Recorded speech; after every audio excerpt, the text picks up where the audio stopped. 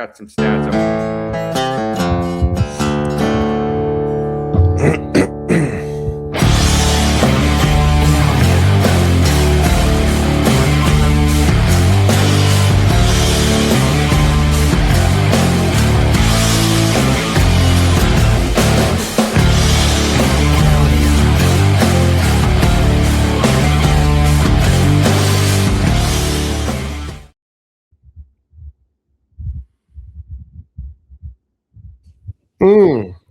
That sure was a great intro. What's going on, everybody? It's the Upper Bay Podcast, back for another episode. Per usual, if you are new here, thank you so much for joining us. We appreciate all your support.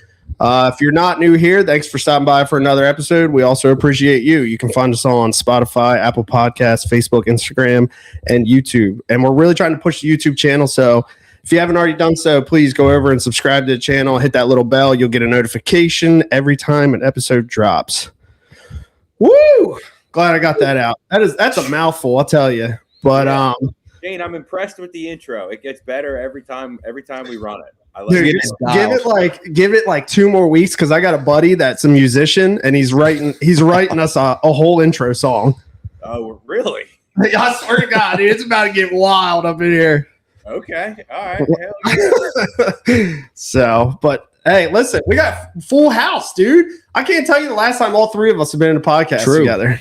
Yeah, it's been a minute. Mason just big times this all the time. He's always got banquets and he's got to show off for all the Cecil County deer hunters. Look at flexing the Ignite. You see that? Just low key product drop. Hey, Mountain Ops, if you're listening, dog, just send us a box full. All right. Yeah. Yeah. It's good to be back. I wish I could be in the studio with you guys. I really do. I miss it. I need the studio vibes back in my life ASAP. So yeah, I was thinking about that. I was actually kind of missing a little night podcast at your place, man. A little chilly. Yeah, you know, I mean, it's too hot for fires now, but we can just open up with the windows up. You know what I mean? Yeah, we can do it outside. We can.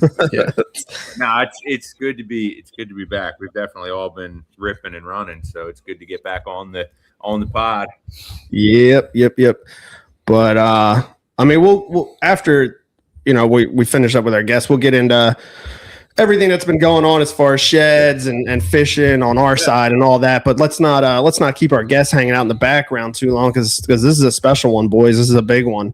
Yeah, you know, we're excited to have him with us tonight, and we appreciate the time that he's given us. And tonight's guest is Seth Feider. I don't know if it's going to be promoted on the front end or not, if people are just tuning in, but we got Seth Feider coming on tonight, boys. He was one of the first ones that when we started doing this little shindig we call the UBP, you guys were like, dude, we got to get Feider. You got it. We got to get Feider on. So the llama.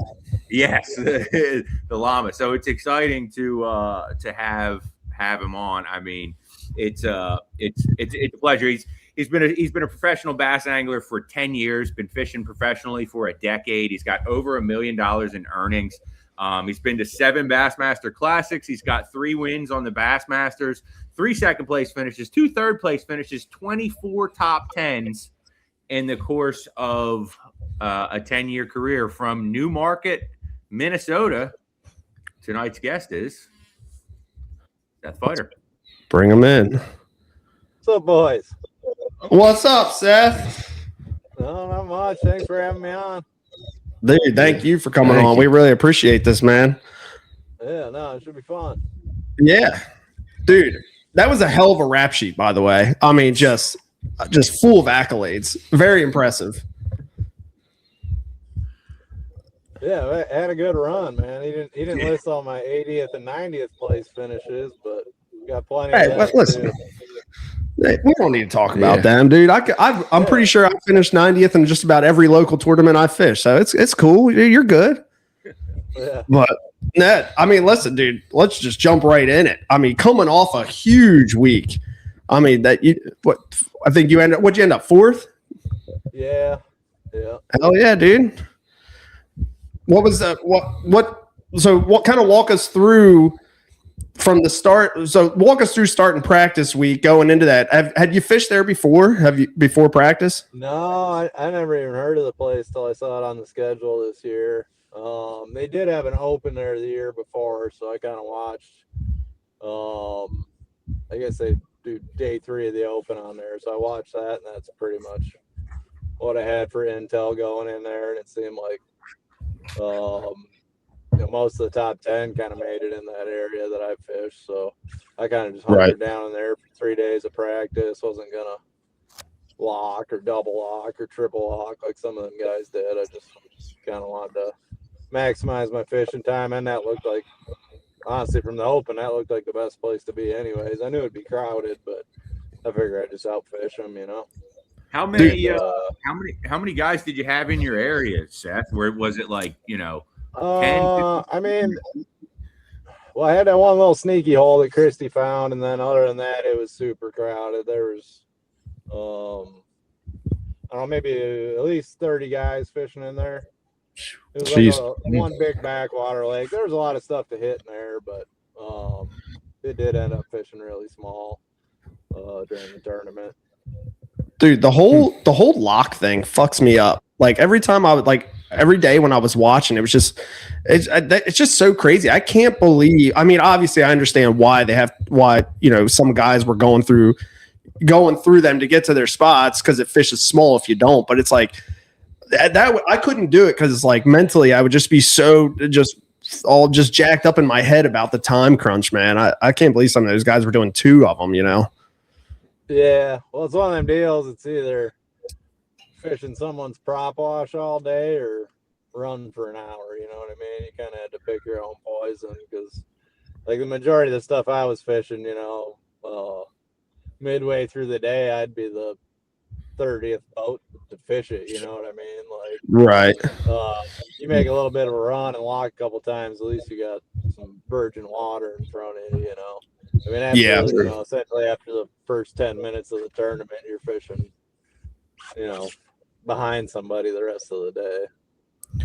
Dude, was Christy fishing with you every day? Was he in that same spot as you every day? I slid in there like mid-morning on day 1. Caught like 15 pounds in like 20 minutes and left. Never saw another boat. He ended up, I think he locked. He went up, I believe. Only had like 8 pounds or something like that. And the spot was pretty close to takeoff. He slid in there last hour of the first day and caught a few nice ones and called up. And then he started in there on day 2 along with me. I started in there too on day 2. And that's kind of when my dreams came crashing down. I kind of knew it was a good spot. I didn't know it was that good, but if I had it to myself, it'd have been probably an easy win. Did you start in there on day 1, Seth? No, I didn't. I knew it was a sneaky spot. There's a bunch of like little, I don't even know what kind of grass it was, some kind of like viney emergent shit that there was a shad spawn going on. Right. And I figured, hell, I'll just go run around with all the 30 other boats and see if I can catch a few. I didn't want to have to catch I knew that was a like sneaky honey hole. I figured if I could catch 2 or 3 real quick in the morning with everybody else, slide in there, catch 2 and leave. I didn't realize there was as many fish in there as there was. I thought I could milk it a lot longer. And so I started with everybody else, didn't catch shit, kind of blessing in disguise, I guess. And slid in there, caught a bag quick, and then just went back and played with everybody else. Was there a shad spawn going on all over that system, Seth, or just in specific places? I think so. But we got a real bad cold front Saturday, so there was a good shad spawn Thursday and Friday morning, and then through the weekend I never saw any form of shad spawn. There's still fish hanging in those areas. You'd still catch them on a spinnerbait and a swim jig and stuff like that. But as far as shad actually spawning, that all came crashing down Friday night, just because we woke up Saturday morning, it was in the low 40s and hard out of the north, and the water temp went from upper 60s, low 70s to upper 50s, low 60s. So kind of brought a halt to the shad spawn. It's a big change. Yep. I mean, it was funny. Rich and I were texting, but on day 4, on the final day, when you put that 4-pounder in the boat, Rich and I both were like, damn, Seth's going to win it with that fish right there. I thought for sure you had it there, man. Yeah, I was hoping. Like on day 3, we had that cold morning, like I was saying, and it took a while for him to get to biting. And then about mid-morning, they started biting, and I went through there and, had like 4 or 5 good bites on a swim jig real quick, and then I doubled back through it. I didn't quite have the weight I was expecting to. Doubled back through it, never had another bite after that, and I know they were biting, so I kind of felt like I was out of fish. And then day 4, I started in there again, made a couple 2-3 passes up and down. It never had a bite, and I felt like I was out of fish. And then at the same time, with Christy having like a 2-pound lead on me, I felt like if I stayed right next to him all day, we'd probably catch pretty close to the same weight. I needed to beat him by 2 pounds. And then that other area I was fishing, there was a bunch of good fish in there, and with it being the last day, there was only 4 or 5 other guys fishing that instead of 30 of us. So I figured I'd have a lot more room to run and gun around out there, and maybe run into a few big ones and run them down. And as soon as I left, I catch like a 2 something, then a 4, and I was like, I made the right decision. I still think it was, but I just never did much again after that. So talking about the area, Seth, where there was a lot of boats and it was getting pressured, and it was one of what seemingly was one of the best areas to fish. And if I heard you correctly, it was also last year in the Open. Is that right? Yeah, like I think at least half the top 10 came out of that area. Is there something you could put your finger on that like made that area unique as to like why it continues to be a super productive area on that body of water? It had a lot of vegetation in it. I think a lot of tournaments go out of right there, so I think a lot of fish get released in that pool. So that probably has a lot to do with it. And then another thing I liked best about it, like everywhere else I went was just completely full of stumps and like super hard to navigate. And that like big backwater at the bottom end of the Columbus pool, I mean, there's a couple little areas that were real stumpy, but for the most part, I could run and gun all around that. It wasn't like I was having to idle in between spots. I could jump on pad, run over to this point, jump on pad, run over to that point. So it just made fishing in there a lot more efficient, and I wasn't wasting my time idling and getting stuck on stumps, because everywhere else I went aside from that area, I mean, there's literally a stump like every 4 feet. You're just constantly bouncing off of them. Yeah, when I saw like a lot of stuff people were posting from practice week and stuff, and it looked like everybody was just beating the hell out of their boats. I was like, oh god, it just seems so brutal, just constantly just playing, ping pong off the damn stumps out there. It is kind of crazy how that river. Yeah, it's crazy how that river sets up, like where there just seemed to be pockets of them for the handful of guys that were really putting up those big bags. Like, and I mean, like, it seems like a lot of people caught them, but caught a lot of small fish, and it's just like all the big fish wanted to be in certain areas, which, I mean, obviously every body of water kind of has those, but yeah, I would have expected it to, the big fish this time of year to be spread out more. Yeah, I think it's pretty typical for a river system. It's 90% of the fish are going to be in 10% of the water, and there's just a bunch of dead water, and that's the only thing that put everybody on top of each other. It's not like a reservoir where you go and just got fish from one end of it to the other. It was, and this time of year too, I mean, I don't know what was really going on with the spawn. I saw a lot of empty beds, a few tiny ones on beds, didn't hardly see any fry. Caught skinny fish, caught fat fish. I don't know where we were at in that cycle, but it definitely seemed like the fish were out of the current in backwaters. I tried quite a bit of stuff on the main river, and all I caught was drum. So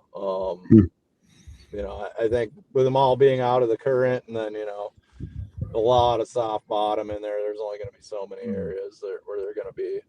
They were around areas they were spawning. I don't know how many fish were on beds. A lot of stuff you couldn't see down 6 inches, but it was that dirty. Oh yeah, like my bait, a lot of the spots I was fishing, my boat was literally dragging on the bottom. Like if you wanted to move, you had to like be on the trolling motor. As soon as you let off the trolling motors, like you put your poles down, and I couldn't even see the bottom. Mhm. Wow. It was a true shallow up the dirt. Oh, yeah. Like, It was Mississippi can River only, stuff. yeah, you can only like gather so much of that by watching on live, and you can make assumptions as to like how shallow guys were actually fishing, but based on what they're throwing.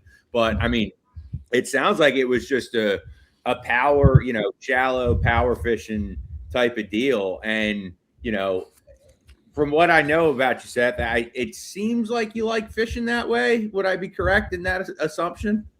Yeah, I love that. It's pretty much frog, swim jig, flipping. That's about all I did. And honestly, it was like too shallow to flip, but I did catch some fish flipping. But what was the majority of the time my depth finder wasn't even reading.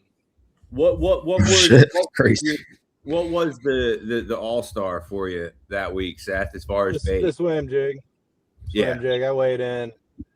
I lost a 5-pounder and a 3-pounder on a frog. I think I weighed in like a 2 3/4 on a frog. I caught 2 4-pounders flipping, and then everything else came on a swim jig. Do you think the swim jig just because of the shad spawn? The cover and the depth is what it was. Okay. That emergent vegetation, that's where Right. like an Alabama style swim jig shines. And then, like I said, most of my fish were coming out of 6 inches to a foot and a half of water. And I just noticed like a moving bait or a topwater bait just really kind of excels when bass are that shallow. Like it's honestly hard to catch them flipping when they're that shallow. Right. It's hard to keep a bait in the strike zone other than swimming a jig or throw. And that it's crazy. It's so typical for river fish to be up super shallow. Like you'll see it in other places where they're, in the skinniest water you could ever imagine. But it's funny we're talking about this. I actually got to spend a little bit of time on the St. John's yesterday fishing with a buddy. And it blew my mind, Seth, how shallow the fish. And I don't know if you go to St. John's or not. If you do, cut me off. Oh no, not this year. You're good anymore. I don't even know what it goes on, but it was insane. Like on low tide, their fins were out of the water on beds. Not super giants up there doing that, but like 2.5, 3-pounders to where the guy I was fishing with was looking for beds. And like at first I'm like, homie, like we're way too shallow. Sure enough, nah.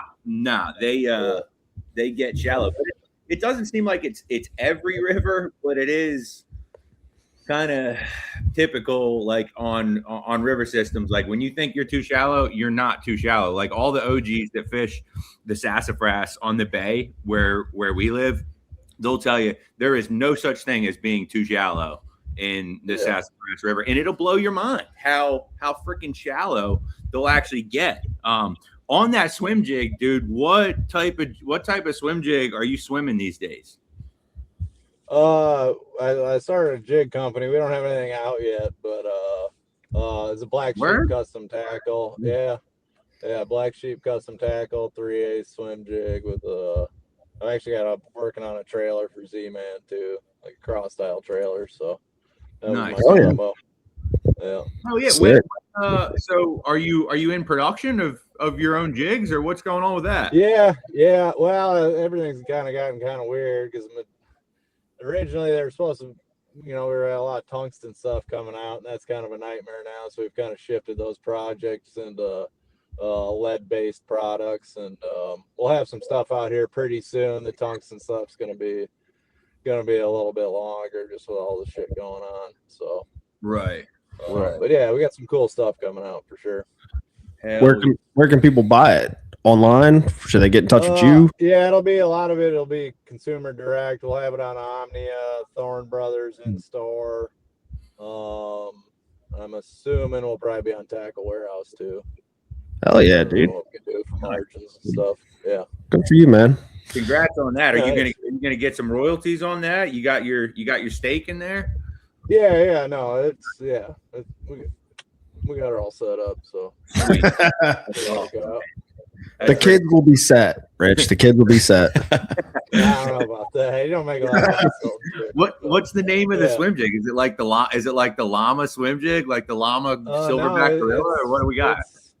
It's the effing swim jig. Oh, hell yeah! Nice. It's the one. No, that's dope, dude. That's sick. I mean, I don't want to beat on this past weekend too much because I'm sure you've answered these questions a million times with other people. But I know you said you felt like you made the right call on the final day. I mean, looking back, was there a time where you felt like maybe you made the wrong call or do you think every decision you made the entire tournament was the right one? I maybe should have caught a little more out of there days leading up to it, but honestly, other than like trying to run Christy out of there the morning of day 2, I don't feel like I really made any mistakes aside from a couple lost fish, but I mean that's not like nothing you can do about that, Right. Yeah. How did you and Jason manage? And shout out to Jason Christie. Congrats on another win. I mean, guys put it in. You can't take away from the work. And your time is coming. It's already come, Seth, and it'll continue to you'll keep knocking on that door. But how did you manage sharing the water with Christy when that situation came about? Yeah. Well, on day 2, it was kind of like a 400-yard stretch of that matted up grass stuff, and there was like a point in the middle of it. And day 2, when I was idling in there, he was going right at the point. And honestly, I wanted him to go right, and he did, just because I thought the left was better. But he went right, I went left, and then we kind of just used that. There was like one little point in there. We just kind of used that as like the turnaround point. And he stayed on his side, I stayed on mine, and just kind of chopped it in half and never really crossed the boundary, Right. Yeah, kudos to you for, being willing to share the spot and all that. Cause I don't know. I was just watching, like, I'm pretty sure like Polinick just put out a video of like all the classic, like, fights on the water between all the elites over time. It's like, there was Ike and Van Dam at one point going at each other, and, some other iconic ones that, that are funny, but yeah. I'm sure it's a lot more of an enjoyable day when, you're able to work with the guy next to you. Yeah, we got along good in there. It worked out. Well, what's the next stop on the tour? There's a chance one of us didn't make the top 10, so right. We both did. Yeah. What's the next stop on the tour, Seth? Arkansas River. Okay. You got history with that place? No, never been there. Just kind of gonna do the same thing. So the box is back on for this next event? Yeah, it is. Yep. Yeah. Do you think it'll be a significant player at a place like that? Or I don't know anything about that river system either. I don't either. Probably. I mean, they kept. I never thought it would play that much on a river, but they had that. I think it was a tackle warehouse thing or something on lacrosse last year, and they were catching them like third ass shallow, 2 foot, 3 foot deep smallmouth doing it. So right, maybe they will. Perspective for sure if they're spawning. I don't know where we're gonna be at on that deal. So I don't know. I'm gonna put it back on, probably just leave it in perspective and be done with it. I like that for up super shallow. Yeah, I mean, you can see stumps and logs coming, and then right. if there are some fish spawning, that's pretty deadly in the dirty water. That's what I was going to ask you, like how much you really rely on that thing when you're allowed to have it on for the tournaments, or if you just are you just looking at it to pick out, like you said, like the stumps and the laydowns and stuff like that, or if you're like hardcore just staring at that thing the whole time. Yeah, no, not for me. I'll probably just run in perspective, and honestly, most of the time it'll be when I'm just blazing through areas on my trolling motor so I don't hit shit. Or sometimes you see a little log out there that you can't see with your eyes. You roll a spinnerbait by it, catch one off of it, kind of deal. But won't be my primary focus now. Gotcha. Man, you make it sound so easy, just pick out a stump, roll a spinner bait by it, catch a 5-pounder. Well, I roll up to a stump and I'll throw a spinner bait at that log, bitch about 20 times. Yeah. I mean, if you get in a good area and you're catching them off wood and you see a piece that you can't see with your eyes, there's a pretty good chance it's a good piece. Yeah. So I wouldn't obviously every log ain't got one on it. What's the feel like right now, Seth, amongst the touring professionals on the elites, as far as like, I don't know any other way to put this. Like how much crybaby shit is still going on with, FFS rules and like, oh, if only we could use it and all that. What's the sentiment like amongst the bunch? It's a lot of crying. I mean, it always is though. Bass fishermen are like the biggest whining and complaining people I've ever made. Like they're terrible, and it goes both ways. Guys are like, oh, we need to ban it, and then the 4 tournaments a year where they can't use it, they're whining about not. The scoping guys are whining about not using it. But I was kind of against it just for the pain in the butt of like, re-rigging your boat every other tournament. But now that we've fished a few, I kind of like the back and forth. It mixes it up a lot. Yeah, it's got to be a relief to some extent where you spend a week at frickin' Martin or whatever, and then you go to the Classic, and like that was heavily dominated by the box too, and it's a nice relief to get to go somewhere where you don't have to necessarily consider it. It takes you back to your. Yeah, absolutely. The whole crybaby shit is like it's such a downer, especially after the Classic. Like you can't look at anything anybody's saying on Facebook, but the amount of people on Facebook and social media stuff like complaining about Dylan winning that thing because he's a scoper. It's just like, dude, the kid just accomplished like an insane feat. Like just let him have his glory for for the year or whatever, but I don't know. It is crazy. I thought for sure, like the internet, dude, like, yeah, someone's going to complain about anything, dude. You give $1 million to like St. Jude's Children's Cancer Hospital and someone's going to say something bad about it, Yeah, it sucks. It does suck because there's ruins it for a lot of people, but you can't make everybody happy. Just a opinion of a faceless person on the internet. Right. Yeah. Exactly. The phantom accounts. They're something. We don't need to get too far into that and how I feel about phantom Instagram page that are too scared to post their own face, but it is what it is. But then again, I am staying in my mom's basement this week, so that gives me the right to. Yeah, true. Okay. Is there a bowl of Cheetos next to you or what, dude? Dude, I just right when you called me, I was eating a bag of hot Cheetos, dude. Crushing. Spicy as fuck. Dude, it's in the hunting world too, man. Like even with like deer hunters and it's just everywhere. Oh yeah. Never make everybody happy. Everybody thinks the way they do it's the right way, and yeah. Whatever, I don't care, dude. So, Seth, how much has evolved for you? And obviously, there's a lot of things that happen in life. Like you've got kids now. You things have changed in obvious reasons, but like from the Seth Feider that was a rookie on the Bassmaster Elite Series to now, like. Do you feel like you're the same person, or like have parts of you changed? Like how much has evolved over the course of 10 years doing this professional fishing thing? Oh, a lot. Like I don't really care anymore about much. But, obviously my wife and kids and stuff. But like I used to be more concerned with people's opinions and things like that. I just don't even care anymore. When did that kind of shift? Like when did you, and if you can put it to like a year or whatever, where you were like, you know what, fuck this, like I don't need to have my hair cut, I can let this shit grow, I can rip cigs on live? Like when did that kind of change to where you fell into like, I just got to be out here and be myself?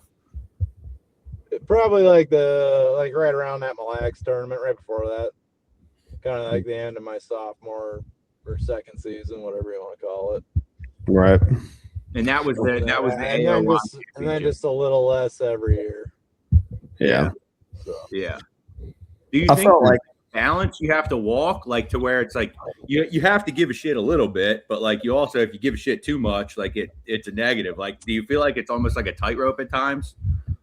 No, I mean, I only care about what I think's important, Right.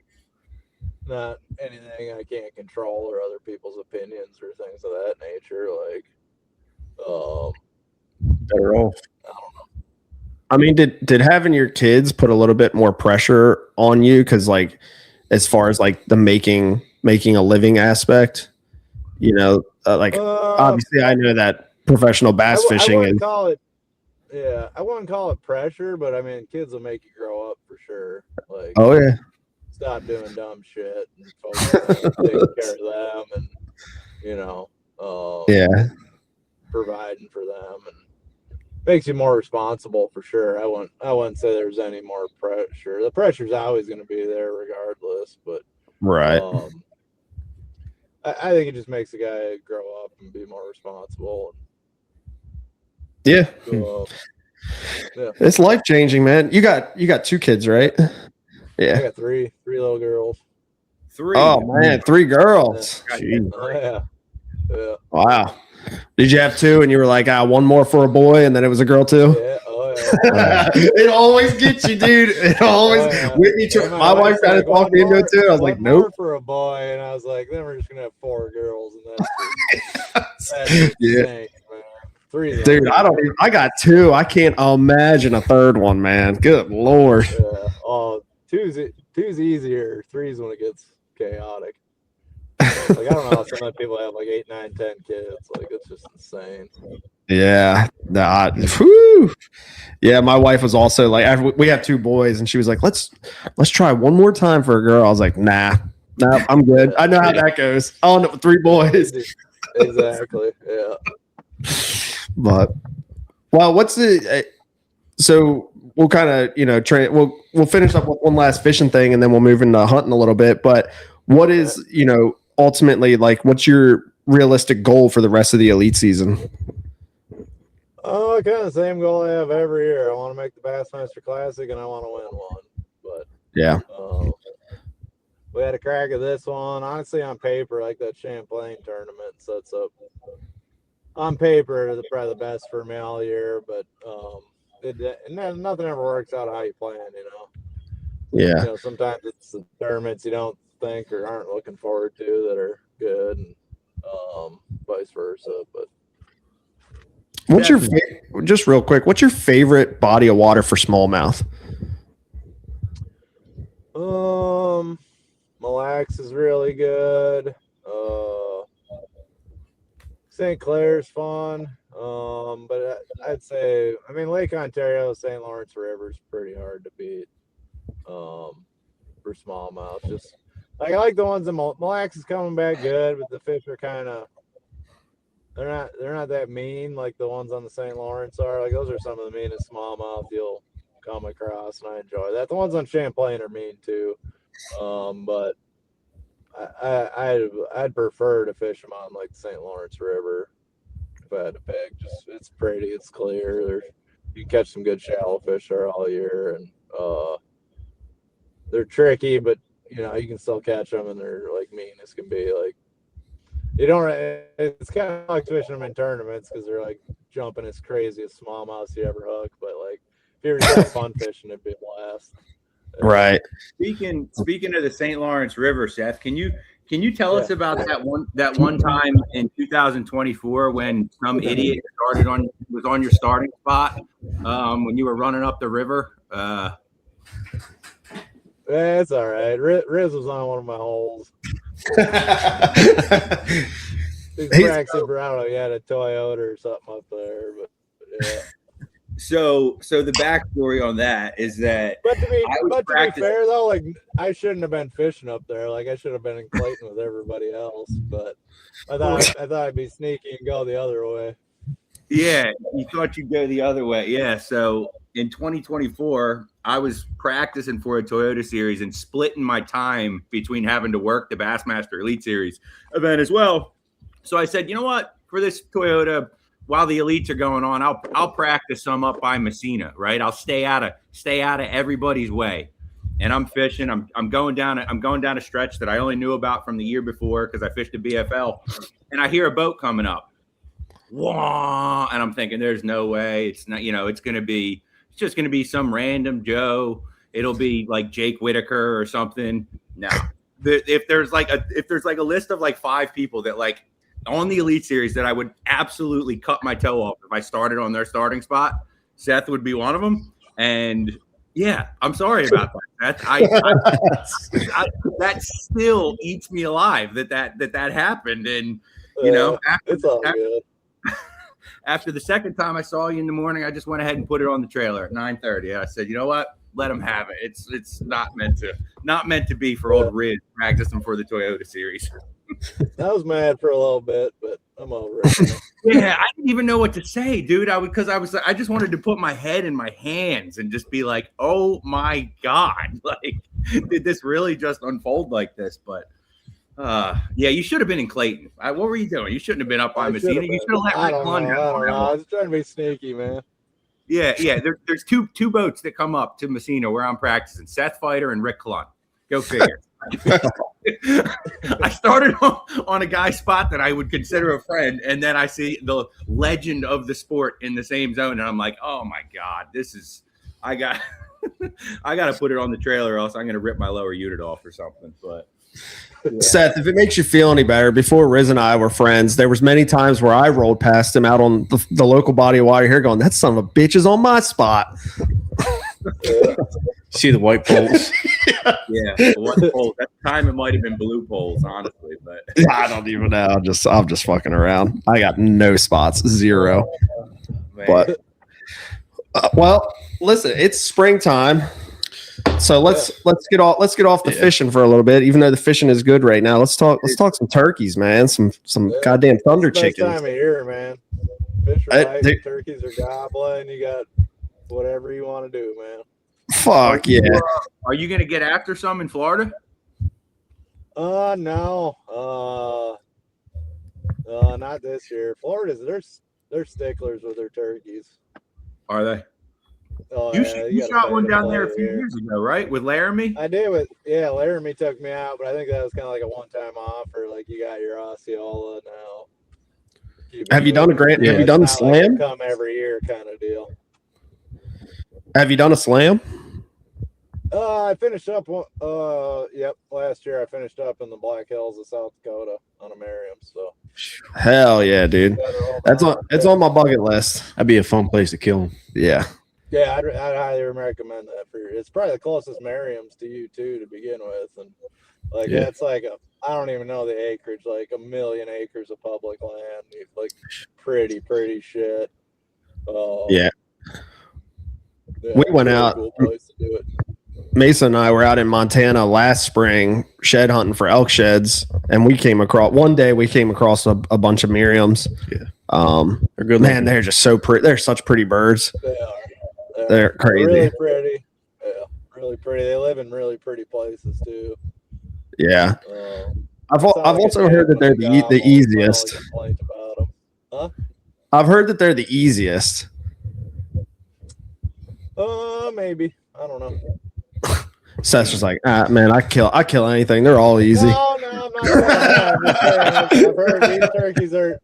Dude, I went to Maine one year, and I thought those turkeys would be dumber than hell. They'd never been hunted like where we were going, and they were just as smart as every turkey I've ran into. You know how they are. You catch them on the right day and the right time, and they're in the right mood. They seem dumb, and sometimes they don't. It's them Easterns, man. Them Eastern turkeys are tough. I swear. I mean, I don't know about Osceolas because I've never hunted them, but a lot of people say them Easterns are the toughest birds. Yeah, I think it's more specific to the turkey than the subspecies. It's like a bedfish, Yeah. Some bedfish you roll up to, you catch them on the first flip. Some of them you ain't catching. That's true. That's true. Some of them it takes you 2 hours to catch them. some of them you're just never gonna get to bite. Like That's why, dude. Like here where we are, I swear by like later in the season, everybody likes, obviously like everybody wants to get on the opening day and those first couple weeks. But to me, that always seems like that's when they're the most henned up. You got to catch them late in the year when the hens are all bred. If you can catch them solo late, though, Shoo. I mean, yeah, 100% agree. It's the same way at my house. Like in Minnesota, they break down the seasons. You get like, they do a real good job of it to keep people like out of the woods. You only get like a week to turkey hunt in Minnesota. Like you got A season, B season, C, D, E, F. You pick your week and then you go. And everybody and their brother hunts like those first 2 weeks of the season, and I can't stand them. Like all it is like 50 bird flocks. It's 30, 40 hens, jakes, 8, 10 gobblers. Like you can't do nothing with them other than get in front of them. And then, that later C, D, E season, that's the time to go. If you want to sit in a blind on the edge of a field, A season's cool. But if you want to run a gun in the woods with them and, strike one up 10, 11 o'clock, noon, whatever, that later season's the deal. Yeah, Delaware runs a similar like that on public land. So like any state land, like you get assigned. They're actually like even more strict. Like you get assigned like a specific state land area and a specific week. So that in that aspect they kind of do it pretty well too. But are you mostly running public land, or are you running private stuff?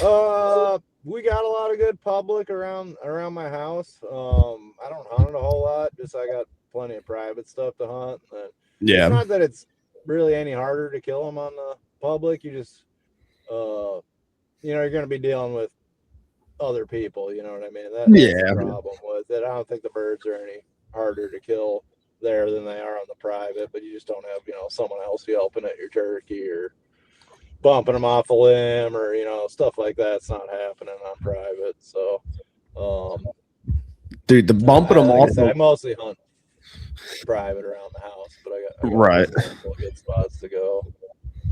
The bumping them off the limb thing drives me insane, dude. That's the worst about public land hunting, because like people don't realize how much they're actually doing that. Like they hear a bird gobbling way off, like on the roost way off, and they're going in trudging for that. But like meanwhile, the whole walk back there, they're blowing birds off of limbs everywhere that are just being silent. Yeah. It drives me insane, dude. I mean, I get it. Yeah, like I get you. Public. Yeah. Or like the guys that'll like creep in on you as you're calling a bird, because they think, they think you're the real one. It's like it. I mean, I hunt mostly private, here. I do. There's one piece of public that I do like, and I haven't been there in a few years, but I heard it's gotten pretty bad too. But how was Texas? I would like to try down there. It was cool. Shot a couple down there.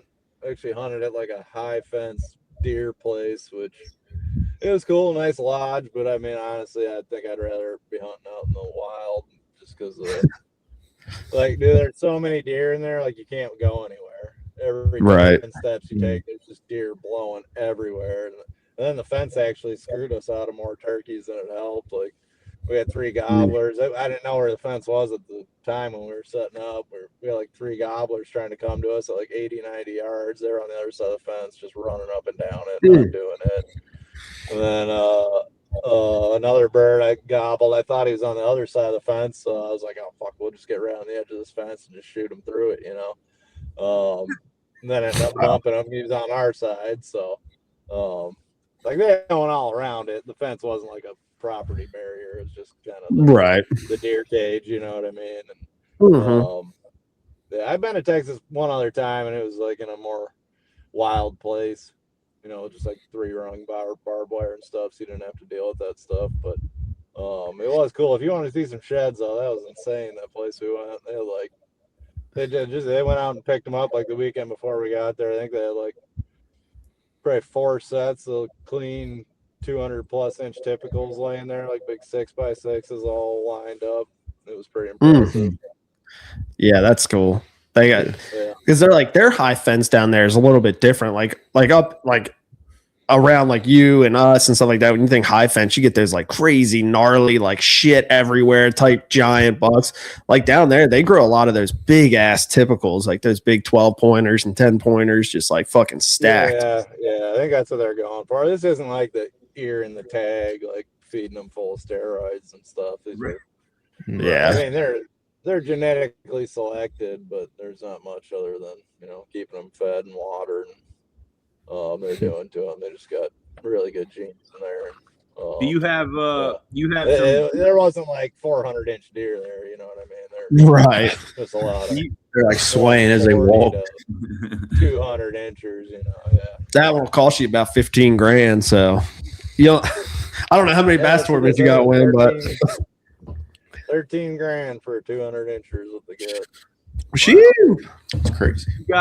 You got some turkey killing expeditions on the radar for you here this year, Seth? Yeah, I'm gonna hunt around the house a bunch. I got 2 weeks around the house I can hunt. Nice. And then I'm gonna go out to, I got a buddy that lives out in Montana. We're gonna go out there like third week of May. Do a little roundup out there. So you're not doing like your Bassmaster Elite Series turkey killing tour again? Because like I feel like in 2024, like you wanted to kill every turkey that stepped in a state of. Yeah. I mean, I still do. That's just kind of how it worked out this year.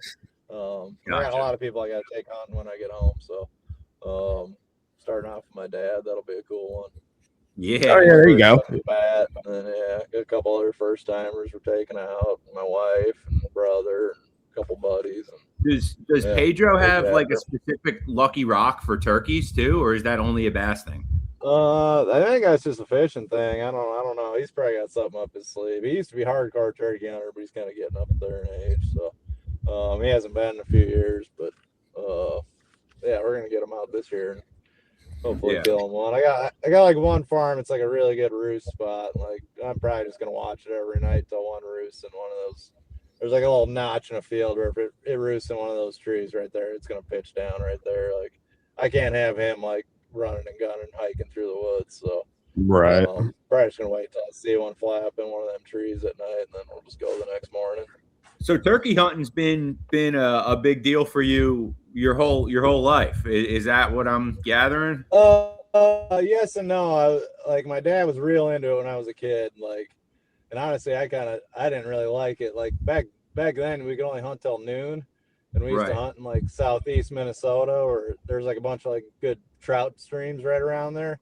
It's like, dude, I couldn't wait till like 12:01, dude. I'm running to the house, getting the fishing rod. I'm going trout fishing the rest of the day. And like when my dad took me turkey hunting, it wasn't like we sat together and he called one in for me. He'd put me in like the corner of a field, and I would just sit there till noon. You know what I mean? Like he'd go off and do his own thing, and I'm just like, he's like, you sit here, you don't move, kind of deal. So I wasn't that into it as a kid. Did it a bunch till I was, probably 20. But honestly, some of the best memories of like, my younger years through high school was going turkey hunting with my dad, just because I like the trout fishing so much. And with the ending at noon, it worked out good for that. And then honestly, just got back into it just in that COVID year of bass fishing, just because like it was all our tournaments. I'm sitting at home. It's like end of April, and like, yeah, I mean, I could go fishing. I go fishing every day, but I was like, hell, I'll get back. I'll go try turkey hunting, and just got like absolutely obsessed with it again. That's because like, like when we first met, however fucking long ago it's been now, 2018 or so, something like that. Like I knew you loved to kill ducks. Like I knew that you loved killing ducks, and like it just seemed like over the course of the last few years, like I started noticing, I'm like, man, Seth really wants to kill fucking turkey, especially that one year. Like it seemed like every stop for the Olympics, you weren't even like really worried about the fishing. Like I talked to you after the Harris chain or whatever that tournament was, and you're like, yeah, I'm going straight from here, gonna go kill a turkey with Larry. And I was like, damn, all right, he's really mad at the turkeys now. Yeah. No, I still like both. I don't think it's taken away from my fishing at all. But yeah, like if we got a few days off or something like that, yeah, I'm for sure gonna try to get on one. And yeah, I used to be way more into duck hunting. That's kind of not that I still love it. It's just dude, we've sucked so bad like the last few years at killing any ducks. Like it's kind of almost, I don't know, made me less obsessed with it. Maybe it should make me more obsessed with it. But a rough few seasons, and then Get it? I don't know. Duck hunting, like everything's got to go right. You know what I mean? Turkey hunting, you can Right. screw up 5 times in a row and still kill one that day. You know what I mean? Like, Yeah. Well, you kill duck hunting, like if you don't set up in the right spot in the morning, like you might as well just go home. You know? Right. I mean, you guys kill a lot of goldeneye up there, right? We used to. I kind of moved now. Now where I live, I don't see very many of them. Pretty much just, we'll shoot wood ducks early and the mallards late. Gotcha. There's a ton of like dark geese around me, but I just don't much care for them. Right. Most of the boys around my house, that's kind of what they're into. They're chasing the honker feeds and stuff. And right. I prefer shooting greenheads over greenheads, and diver hunting's cool. The area I'm in's more like ag and little water stuff. Versus when I lived up by Alexandria out west, there's a lot more of those, 200, 100,000 acre lakes everywhere. So you're shooting a lot more divers and stuff like that. And I'm kind of more in the puddle duck zone in the state, Yeah. That's one nice thing about like where we live, because like you can kind of choose, like we can go out in the bay here and shoot divers all day long, or if you have the right setup, you can shoot mallards over flooded corn and and wet bean fields and stuff like that. And obviously you can shoot geese easy here if you really wanted to. So much and like I had a similar transition with the ducks like into the bass, and this is going back I don't know 6-7 years or so, that like it became where it's like if like we lost a couple properties in South Jersey that we used to be able to kill them good on, and it became to a point where it was like exactly like you said, Seth, like if you don't have like the primo spot to hunt ducks, and you don't have ducks around, like there's really not much you can do with it. And then like bass fishing became like that was like the great leveling of the playing field for me when like I really got into the tournament side of things, because it was like, guess what, we're all fishing the same place. You don't have a better lease, you don't have better ground, we're gonna go at launch and we all got to go perform in the same spot. And that's one of the beauties of bass fishing, is it's like a great equalizer.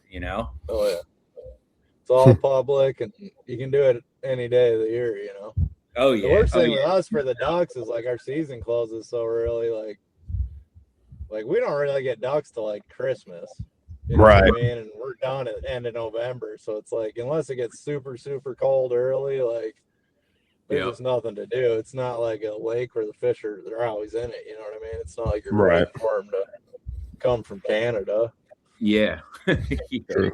And it's crazy to think about that you're not getting ducks up there until Christmas, and you're all the way up in Minnesota. So like there's a whole lot of people, there's a whole lot of states below you that unless they're season like real late into the year, they ain't seeing the ducks either, and then you got the Zach Burges of the world that are just completely out of their gourd for ducks. But you gotta, like, if you want to kill ducks good, you really gotta freaking commit your life to it almost, where and you can just you got a much more level playing field to work on. You go out there Tuesday afternoon, no matter what the weather's doing, and get some bites.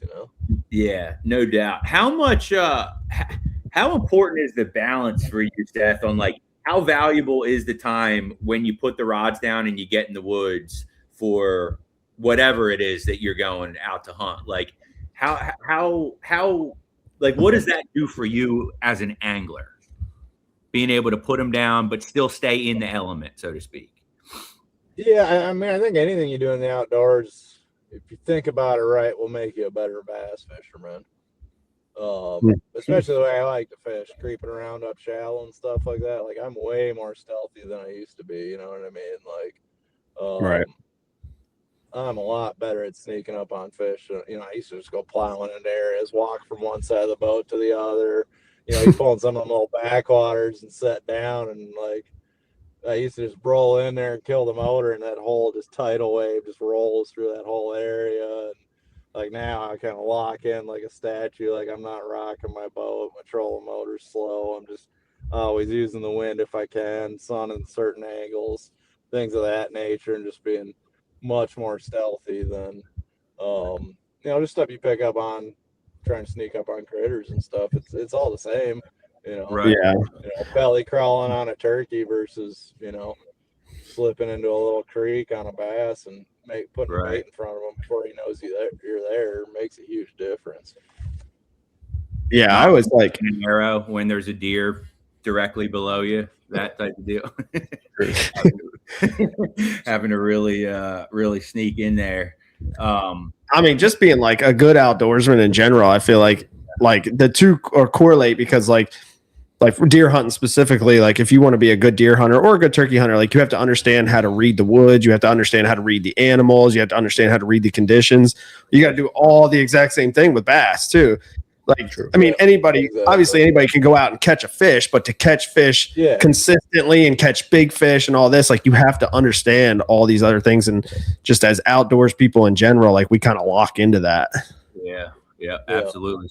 So we've talked about on this show a couple times now before about how, and Seth, you weigh in on this for me too, but like when you get to the highest level of fishing, like you're at right now, the measurables that you can separate yourself from your competition become narrower and narrower and narrower because like everybody can make the cast. Everybody can read their sonar. Everybody can, like, for the most part across the board, everybody can do everything. Is there one thing that you think, or is there one thing that you know that you do better that consistently separates you from the field? Like, is there something that you can put a finger on that, like, all right, this is a measurable that like I've been able to be more successful at over the long term? I mean, the only thing I would say I'm better at than the majority of the field would be, probably flipping offshore submerged grass, just because I'll do it for 3 days and not get a bite. You know what I mean? Like I talk to people all the time. They go, Champlain, man, I don't know how you catch them out of that grass, like Elite Series guys. Like I tried it, I never had a bite. Like, dude, you flip milfoil for 27 minutes. Like I'm gonna do it from sun up to sun down. Like you don't just pull it. It's not like fishing a rocky point on a reservoir where it's like, oh, you pull up 3 casts, I got one. Like, dude, the only way to find them in that grass is to just keep going until you do. You know what I mean? Mm-hmm. Like I'll flip milfoil for 12 hours without a bite. Still think I'm gonna get bit on my next flip. Where people that don't do that, or they try it for an hour or two and just give up on it. They're like, oh, it's not the deal. Well, so it's persistence on that deal, yeah. But other than that, I don't think there's anything I'd consider myself one of the best at on the Elite Series. Is there something you had to learn over time to, like, once you got to the elites and you were like, all right, I'm as good as these guys, I've competed with these guys, like how have you continued to get better over the course of 10 years? I mean, just time on the water and, just maturing and as an angler and stuff like that. There's a lot of stuff I learned on the go. I mean, I was pretty dialed on, smallmouth and grass flipping, and I was never really a big bed fisherman. I've got a lot better at that. Because I mean, we fish, like, honestly, our bass season doesn't even open for the largemouth till after they're pretty well done spawning. And then, spawning smallmouths around my house are like, every one of them's like a 1 caster, so you don't really ever learn anything, Right. So I've gotten a lot better at that. Gotten a lot better at fishing rivers. I spent majority of my time fishing natural lakes, reservoirs. So I've gotten a lot better at that. Then just kind of, I don't know. I consider myself versatile, but still, I don't know. I feel like I'm a lot better at the things I like to do than I've ever been, which is pretty well shallow power fishing, largemouth and smallies. That just comes with time, and then seeing a bunch of different places and having way more experiences, and that instinct just gets stronger the more places you go, the more you do it, and then trust in that too, you know. Right. I used to think things back in the day and not do them, and then watch the tournament and be like, dude, I was thinking that the whole time and never did it. Now listening to my stomach, and then, you know, just having that instinctual stuff built up and listening to it, and you know, not just putting it on a back burner, like doing it. Right. Trusting that voice in your head. Yeah, I mean, you've put in enough time now. You got enough experience where, like, that when your gut's telling you something, like it knows the right answer. Yeah, but sometimes it's not always right, but like I need to learn to go in on it and just not be so stuck on what happened in practice or whatever, you know. How much louder is that voice in your head now of, you know, than it was when you first started, as far as like trusting that gut? I don't know if it's any louder, but it's more certain, you know. It was More certain. It was more unsure of itself when we started, you know. Now it's like, hey, dumbass, do this. Right. Before it was like, maybe you should try this. Right. Do you talk to yourself while you're fishing? Oh yeah, no. There's an inner monologue going on in my head all day, every day. Yeah, like, but I is don't it talk a lot out externally, but in here there's 2 or 3 conversations going on all day long. Yeah. That's good. Yeah, when we had a conversation with Lee, a few weeks ago, and like I brought up the same thing. I'm like, as like for you guys, it has to be the hardest thing in the world. Like when you're just so locked on to like, man, this is going to work. Like, this is how I caught them in practice. This is going to work. This is going to work. And it's not working. It's like, shit. Now, like, you know, trying to talk yourself into changing, it's got to be just so difficult. Yeah. It's and a lot of a lot of my worst tournaments are ones where I just kind of got too stubborn. It's just, you know. Yeah. Really, like, I mean, you know, I know it's a good way to catch a big bag, and you just beat it to death, and you end up in 90th, and well, you should have just listened and punted.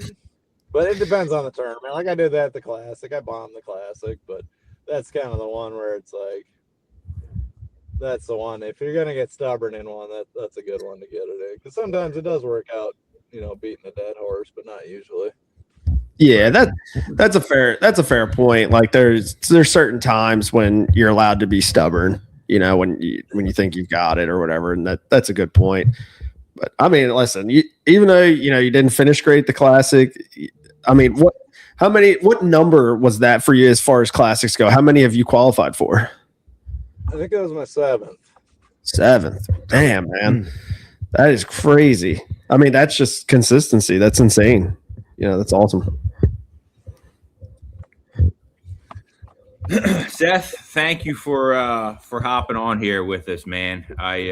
We appreciate your time. We know you're traveling, and it was fun. It was fun catching up with you. We might have to do something later on in the winter. Maybe talk some ducks, or maybe get an update from you from killing turkeys. But to close us out, tell Mason why, if he doesn't come to the St. Lawrence in the first week of September, that he's absolutely fucking up.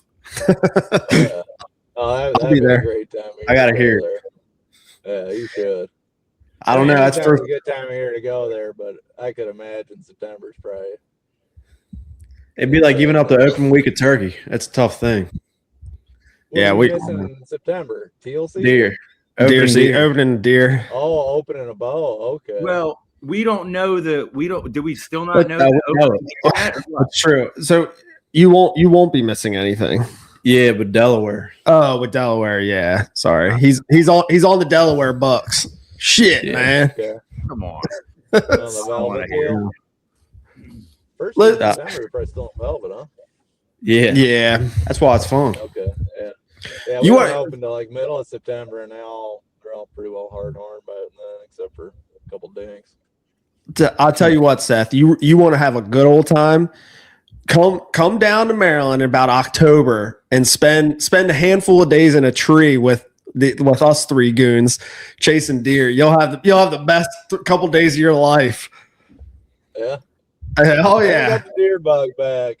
I haven't got the deer bug back yet, but I'm getting. I bet he'll get it. Deer hunting for the first time in 10 years this year, so There you go. maybe I'll be more into it.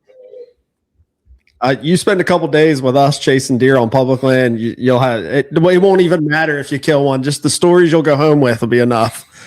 Yeah. Sounds fun. Yeah. No, but seriously, Seth, thank you so much for coming on, man. I know, you got stuff going on, and it looks like it's getting dark there, and you got to get back to the family. So, I really appreciate it. Yeah, thanks for having me. Yep. Yeah, man. We'll see you, buddy. Rich, stay on for a little bit. We'll me, you, and Mason will talk. Sounds good. Waiting room. Press the button. Yep.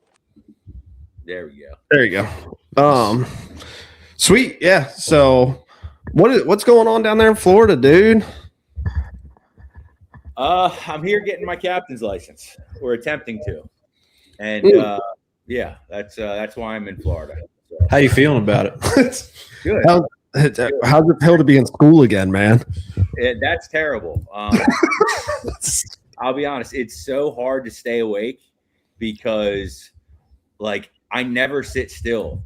So like having to sit still in a classroom for extended periods of time, my body's just like, it must be time to go to sleep. Like brain's like, yo, body, this is never sitting still. Go to sleep. You know what I mean? Right. So, but no, it's good, man. It's good. I actually studied today, which is kind of crazy. Wow. I never studied when I was in school. So I did some studying today. Now I'm feeling good about it, man. I go back tomorrow for another 3 days, and then I'm scheduled for my first exam on Friday. On Friday when I get back. So your first exam? How many you got to take? 4. Oh my god! You couldn't pay me to fucking take that class, dude. You got to pass them all. Yeah, you got to pass them all, and you got to have different. You got to pass with a different percentage for all of them. Yeah. Please don't get degrees for captains, homie. Yeah, you got it. You got to pass them all. But now that's what I'm doing down here. I'll be trucking home Sunday night as soon as I get done school. I'll be heading north, and we'll be right back on the bay as soon as we get home. So yeah, nice. It's gonna be fun next week, man. The weather looks awesome. Yes. Yeah, it does. Mason, what the hell have you been doing? Motherfucker, you look 30. Motherfucker, you look waiting to figure something out on the boat, so just looking for sheds. Well, tell us. I mean, what do you mean trying to figure something out? It's getting a motor. So you've decided. Yeah. I mean, I might as well. I think that's the best. What do you put a new motor on it, sell it at the end of the year, and through the winter and in the early spring next year be looking. Well, if anybody made it all the way through this podcast and you want to buy a 17-foot tractor with a brand new Merc on it, not brand new. Are you going to do brand new? No, 2015. How many hours on it, dog? I don't know. You already found the motor? Yeah. Where's it at? Landon Marine down in Chestertown. So okay.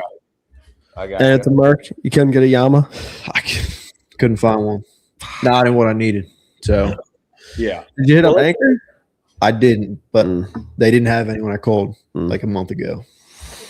Let's talk sheds, Mason. Spill the beans. Spill it. Found a few. Dude, it's getting green. Over. Stop hiding it. It's done. It's over. It ain't. I mean, I've picked up 13 today. Okay. You've picked up all the sheds in Cecil County and Kent County at this point. I mean, there's some more. And Delaware and expanded the zone. So Dollar General and like everywhere in between. Yeah. And he's still over here like, well, I just found a couple. I'm not done. I mean, the ticks are getting bad. Everything's green, but I kind of take it easy on the ticks this year. All right. Yeah. I mean, it's not as bad the second time apparently. So instead of a month in the hospital, it's only like 2 weeks, dude. It's not that bad. Well, all right. So what's the shed total and how many miles are you at? I'm at 138. I don't really know how many miles. I mean, well over. I mean, probably 150 to 200 miles. Probably. I don't know. I mean, I'm walking like on a good day like 18. Probably on a, yeah. Like 18 miles a day. When I do like 3/4 of a day, I'm normally like 18. Like I did a full day for 23 this year, and Jesus, dude. pretty much kind of walking every weekend, and then almost many days as I can after work. So only 6 miles today, but like I was rushing, and I was only out there like 2 hours. Two and a half hours. What are you going to take into to hunting this year that you've learned shed hunting this year? Like, what are you going to take into the woods September? I got some stuff picked out. Did you find a deer that you're going to chase? Yeah, every year is a pile, but kind of where they're at now doesn't mean they'll be on public in September. So that's true. Just trying to find one I think I can kill. Like, I don't mean like what did you find as far as like sheds? I mean like is there something you can take away from it just as far as like your woodsmanship goes? Definitely like next year. I mean, I always focus on hunting south face slopes late, but like this year we had a super hard winter. And I mean, the sheds on south face were crazy. Like today I went down south and I was walking super flat ground, and the only like sort of south I could find was there was a little beach, and I mean, barely any elevation, but like those deer were stacked on it. So yeah, I mean that like December, late November, early January, like just focusing on that. People always talk about the south facing stuff, but like, and like, you know, obviously it's like deer hunters, we know south facing, but you don't get to see like how crucial it actually is until you have a hard winter like we did this year. Yeah. And like how much they actually relate to that south facing. True. Because like even like at my lease, I picked up like 3, I think, and it's all flat there. It's all flat, and literally there's a creek, and then there's just a berm that goes like on one side of the creek, and that other and one side of that berm was south facing, and that's where all 3 were. Or anything in the frag, like getting in the swamp, it's all wet, and then you have a little bit of dry land. Like the ones I was finding today were kind of on that, and you were saying about all them deer bedding on it. Yeah. I like hunting swamp, so just keep doing that. Swamp donkeys are the way. Try and get Rich to kill a big one, hopefully. I'm good. I'm just shooting everything this year. I'm going to be out of meat in the first week that I get home. So I feel bad for the first 28 deer that walked by Rich. Next year, there's nothing is getting past. The bear down is eating. You're out already when you get back. I have like 4 or 5 packs left. My shop freezer went out the day before I had to leave to come here. Oh shit! Really? I went out and I saw a bunch of water, and my shop freezer went out. Luckily, like there was still some stuff in the freezer that was frozen, so I could tell the meat was going to be fine. But but I had to transfer it all into the inside freezer, so I was able to like get a good inventory on it. And you know, I brought probably, I don't know, 2.5. Yeah, probably more like 4 pounds down here with me to eat while I'm here, and I'm gonna go through it quick when I get home. But whatever, it is what it is. Need to kill a turkey, kill them to eat. Yeah. Well, these bass got to be caught too. So yeah. Speaking of yeah, true. I don't know what's most important right now. Well, I mean, I know what's most important for Rich. Well, you're not even really going to be doing any turkey hunting, right? Yeah, I probably won't hunt at all. Just gonna, because you're going to Maine. Yeah, and I come back, and I think I have a tournament Saturday, Sunday, and then next week work doesn't allow it. So yeah, and I'm unless I go public, I'm probably also. If you got time, go public. There's so many birds. I mean, I seen so many birds today on the piece I was on. Yeah, I know. I seen birds right here. Right here. Yeah.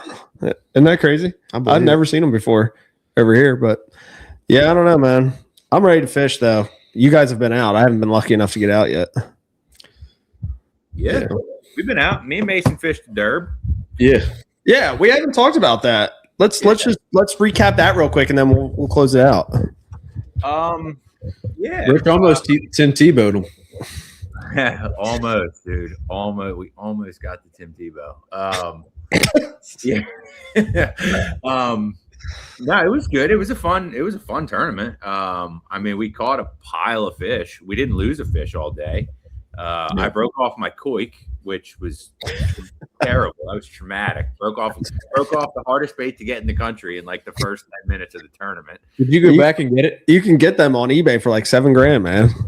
Yeah. No, I haven't gone back to get it yet, but I haven't had a chance, but I'm gonna hopefully get it back. I think it'll still be there. I don't think anybody's gonna find it unless I told them it was there. Is it? There's a lot of lines. Did you just send it up in a tree? Like what are we talking about here? No. I skipped it like way back up under a dock into like the worst possible place. Like there was like cross members from like 6 different directions. And yeah. The koik just went, and you couldn't access it from either side. You're going swimming, big dog. What's that? You're going swimming, big dog. Yeah. I tried like hell to get it out that day, but no, I won't have to go swimming. I just need a low tide. I'll be able to get it on a low tide, and it's so in there that I don't think anybody else is going to find it, but hopefully it's still there. But yeah, so we fished a derb. We had almost 22 and a half pounds, and we got spanked. Yeah, that's insane. When you guys sent me the winning weight, I legit thought you were joking. Legitimately, I thought you were joking when you sent me 28 pounds. It's like, oh, haha. That's cool. Now he's legit. 28 pounds to win.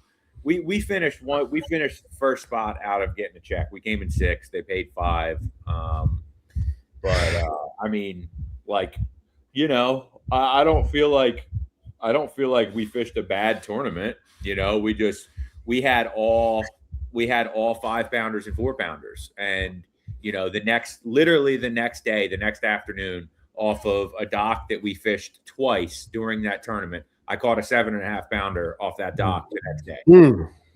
If we get that bite on tournament day, like we probably still don't win. We would have been flirting with like 25.5 pounds, but like, you know, it's a whole different story. So like, that's just how it goes, man. Like you can only do so much to where, like, you know, look, Duke was on another playing field for that day. I mean, he caught 28 pounds, 28.01. You can't, you know, it was their day. It was meant to happen. And he put in the work to find him. But yeah, it was a fun derb, man. We did catch 2 4-pounders in the last 15 minutes of the day. So that was cool. That's always a nice hype moment. Yeah, it was, but like it wasn't like a hype moment where we knew we were gonna win, you know, just because knowing the weights that the bay was putting out and like how big the fish are this time of year. It was more like, okay, we gave ourselves a chance now, and you know, we got to see where the cards fall. But it's just, you know, I don't know if you guys remember when we had Connor on the show with us, he was talking about how like we never get a chance to fish that early in March. And this was the first time since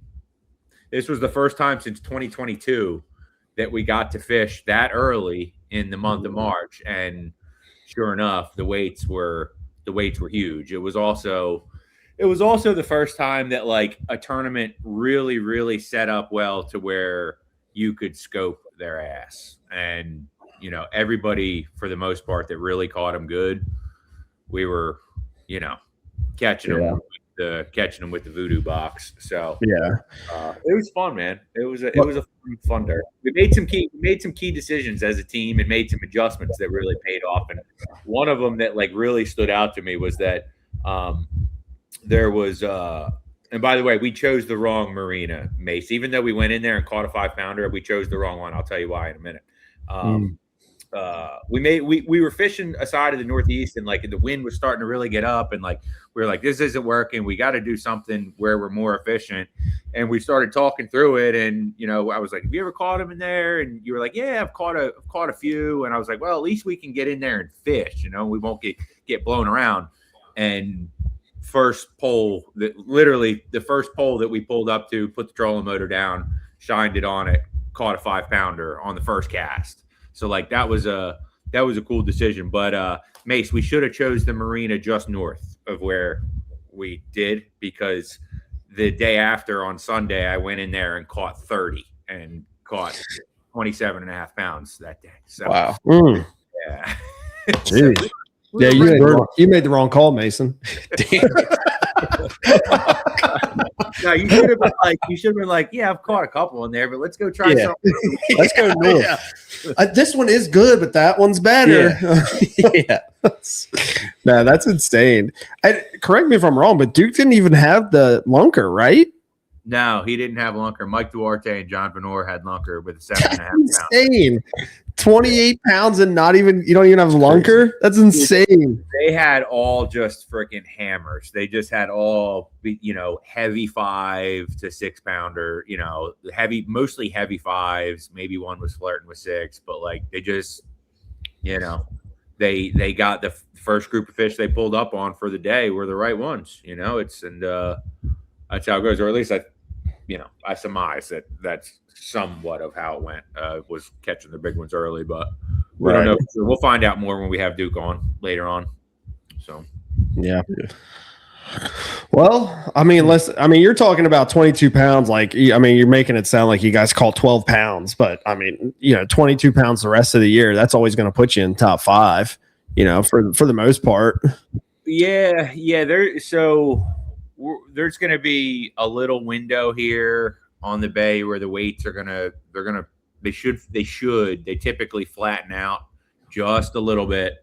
And then towards the end of April, we'll see there'll be another event, I think, towards the end of April into May where somebody busts a really big bag, and there'll be another one of those events where 22 pounds, you'll just get, an attaboy, thanks for coming. But, and then again, after that, it's going to start to flatten out some. It's just when those fish are that big and that much pre-spawn and the water temp is, in the high 40s to low 50s, it's really the only time of year that we can truly fish for the biggest fish in the system, and they're collected in certain areas. Like you can be around multiple of those giants at any given time to where they start to spread out a little bit more when they get moving, and then they'll collect again when they spawn, and then they'll kind of spread back out again. But no, it was good. The bay is showing off as far as the fishery goes. So Bay's doing Bay things. Jeff Muller's about to find out, boys. Is he? Oh yeah, you guys are. Yeah, we're taking him next. You guys are ripping it. Yeah, I can't wait for that. He's gonna be out there. He's gonna be out there with his Walmart spinning rod, boy. Nah, it'll be fun. But all right, well, you guys got anything else you want to add in before we wrap this up? I don't think. Rich, nothing. I got nothing. I've literally have not done anything. I've done some house cleanup, some yard shit, finding sheds. I found a couple sheds, but yeah, video looks good. You got a paw? Yeah, I don't know what I say. It's 17, something like that. Nice. Most I've solid collectively, most I've found in 1 year in a while. I haven't actually ever. So I'm still. He's leaving some for us. Well, it's kind of hard to find any when you immediately start bass fishing. True. Yeah. And the one time Mason took me, it was just miserable. So ruined me. I'll get him feed. Shit. No euro needed. No. But all right, let's wrap this thing up, boys. Nothing else? Nothing? No. I start fishing. Yep. I'll be fishing next week. Yeah. Start fishing this week.